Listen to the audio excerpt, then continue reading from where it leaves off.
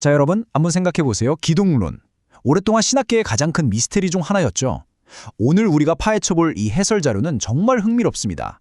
이 복잡한 문제들을 완전히 파격적인 시각에서 접근하고 있거든요. 바로 인간이라는 존재의 가치 자체를 근본적으로 싹 다 재정의하는 방식입니다. 궁금하시죠? 자, 본격적으로 자료 속으로 들어가 보겠습니다. 예수님, 성령, 삼위일체. 솔직히 기독교 역사상 이만큼 논쟁이 끊이지 않고 사람 헷갈리게 만든 주제도 드물잖아요. 그런데 오늘 다룰 자료는 그 역사적인 혼란의 원인을 아주 명쾌하게 딱 하나로 짚어냅니다. 우리가 가장 중요한 첫 단추를 잘못 끼웠다는 거죠. 그게 뭘까요? 바로 본연에 완성된 인간, 그 가치가 진짜 무엇인지 명확하게 이해하는 과정을 건너뛰었다는 겁니다. 자, 그럼 오늘 살펴볼 흐름을 간단히 짚고 넘어가죠. 첫째, 기독론의 핵심 전제. 둘째, 신성을 닮은 인간. 셋째, 유일무이한 창조 목적. 마지막으로 천주를 품은 소우주. 이렇게 4단계로 쭉쭉 확장해 나가보겠습니다. 좋습니다. 첫 번째 파트입니다. 기독론의 핵심 전제, 바로 완성된 인간의 가치에 대한 이야기부터 시작해보죠. 이 자료의 주장은 아주 명확해요. 구원, 삼위일체, 이런 거대한 주제를 논하기 전에 완성된 인간이 도대체 어떤 존재인가를 먼저 정의해야 한다는 겁니다.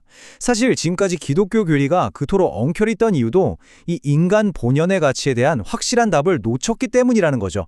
그러니까 삼위일체를 이해하고 싶다면 인간이 뭔지부터 제대로 알아야 한다. 이게 바로 모든 논의의 절대적인 출발점입니다. 이어서 두 번째 파트로 넘어가 볼까요? 신성을 닮은 인간, 이성성상적인 관계에 대한 내용입니다. 여기서 자료가 아주 기가 막히고 확 와닿는 비유를 하나 던집니다. 우리 눈에 보이지 않는 마음이 주체가 돼서 눈에 보이는 몸을 움직이잖아요? 맞죠? 똑같습니다.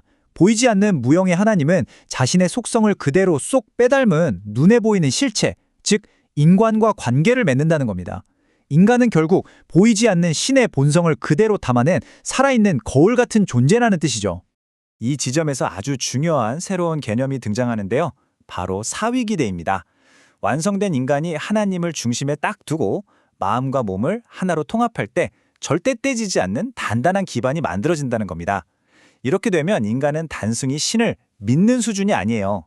신의 심정을 온몸으로 느끼는 말 그대로 살아있는 성전이 되는 겁니다.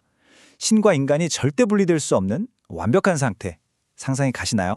물론 인간이 이렇게 엄청난 신적 가치를 지닌다는 주장을 그냥 던지진 않겠죠? 자료는 마태복음 5장 48절 예수님의 말씀을 증거로 가져옵니다. 하늘에 계신 너희 아버지의 온전하심과 같이 너희도 온전하라. 이 구절을 바탕으로 텍스트는 이렇게 해석합니다. 완성된 인간이란 단순히 착하고 도덕적인 사람이 아니라 말 그대로 신과 같은 완전함을 갖춘 존재라는 겁니다. 와, 정말 파격적이면서도 강력한 해석이지 않나요? 다음으로 세 번째 파트입니다. 유일무이한 창조 목적, 인간을 향한 하나님의 기쁨에 대해 알아보겠습니다. 자료에 따르면 하나님의 궁극적인 창조 목적은 딱 하나, 바로 기쁨을 누리는 데 있습니다. 그런데 여러분, 혼자서 진정한 기쁨을 느낄 수 있나요? 아니죠. 반드시 나와 상호작용할 독특한 대상이 필요합니다. 한번 생각해 보세요. 인류가 아무리 어마어마하게 번식해도 지금 지구상에 여러분과 완벽하게 똑같은 사람은 단 한 명도 없습니다. 그렇기 때문에 우리 각 개인은 하나님에게 절대 대체될 수 없는 유일무이한 기쁨의 원천이 된다는 겁니다. 여기서 이 자료가 참 유연한 게 종교적 경계를 훌쩍 뛰어넘습니다. 불교의 창시자 석가모니의 그 유명한 선언, 천상천하 유아독존 아시죠? 자료는 이 불교적 선언이 우주에서 모든 개인이 절대적이고 비교 불가능한 가치를 지닌다는 방금 그 신학적 원리와 소름 돋게 완벽히 일치한다고 짚어줍니다. 정말 탁월한 통찰이죠. 자, 드디어 마지막 네 번째 파트입니다. 천주를 품은 소우주, 두 세계의 매개체로서의 인간입니다. 이 텍스트는 인간을 아주 독특한 위치에 올려놓습니다.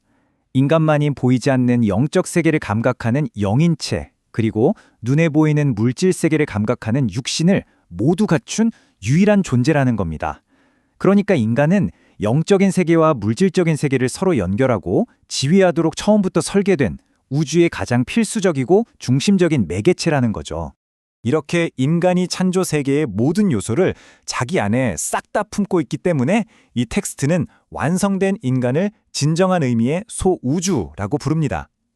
여러분, 이건 단순한 시적인 비유가 아니에요. 한 명의 인간이 글자 그대로 우주 전체의 가치를 그 안에 고스란히 담아내고 있는 살아있는 실체라는 뜻입니다. 이 거대한 우주적 관점을 성경 구절로 다시 한번 쾅 못 박습니다. 마태복음 16장 26절 아주 유명하죠. 온 천하를 얻고도 제 목숨을 잃으면 무슨 소용이냐. 저자는 예수님이 이 말씀을 하신 진짜 이유가 사람 한 명을 잃는 게 우주 전체를 잃는 것과 문자 그대로 똑같은 엄청난 무게를 지니기 때문이라고 해석합니다. 사람 하나가 곧 우주다. 스케일이 정말 엄청납니다. 근데 솔직히 이런 추상적인 개념들 조금 막연하게 들릴 수 있잖아요. 그래서 자료가 아주 기가 막힌 기계 비유를 듭니다. 세상에 딱 하나밖에 없는 완벽한 기계가 있다고 쳐봅시다. 부속품도 다 세상에 하나뿐이에요. 그럼 아무리 작고 눈에 띄지 않는 톱니바퀴 하나라도 고장나면 어떻게 될까요? 기계 전체가 그대로 멈춰버리겠죠? 이게 핵심입니다. 지금 스스로를 난 너무 보잘것없어 라고 느낄지 몰라도 여러분이라는 고유한 존재는 우주 전체를 굴러가게 만드는 필수 불가결한 가치를 지녔다는 확실한 증거입니다.